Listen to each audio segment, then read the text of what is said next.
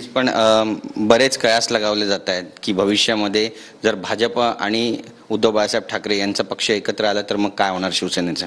नाही नाही, काय होणार नाही. हे एकत्र येणारच नाही. जे सूट रोज सकाळी मोदी साहेबांबद्दल, अमित शहा साहेबांबद्दल ज्या घाण पद्धतीने वक्तव्य करतात त्यांना भाजप कधीही ऍक्सेप्ट करणार नाही, हे मी तुम्हाला लिहून देतो. पण आपल्याच पक्षातले काही आमदार आहेत जे असं म्हणतायत की ज्या पद्धतीच्या बातम्या येतात त्यांना असं वाटतंय की भविष्यामध्ये एकत्र येऊ शकतात. काही गरज पण नाही ना त्यांची, म्हणून एकत्र यायचा आता तरी कोणताही चान्स सुद्धा नाहीये. कुंभमध्ये जाण्याचा सल्ला संजय राऊतांना दिला होता. संजय राऊत म्हणतात की मी खरंच कुंभला जाणार आहे, त्या ठिकाणी उडी मारून मी पाहणार आहे की नेमके किती मृत्यू त्या ठिकाणी झालेत.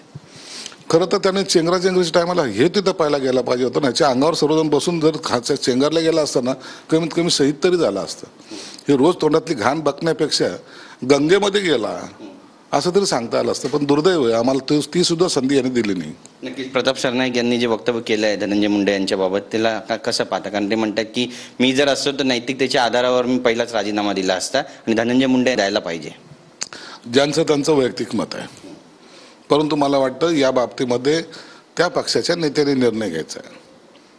कुठपर्यंत आणि कधी काय एकदाचं ते स्पष्टपणे बोललं पाहिजे आणि हा विषय संपवला पाहिजे. महाराष्ट्राच्या राजकारणामध्ये रोज हा विषय चघळला जातोय आणि त्या विषयाचा इम्पॅक्ट जो आहे तो सर्वसामान्य लोकांवर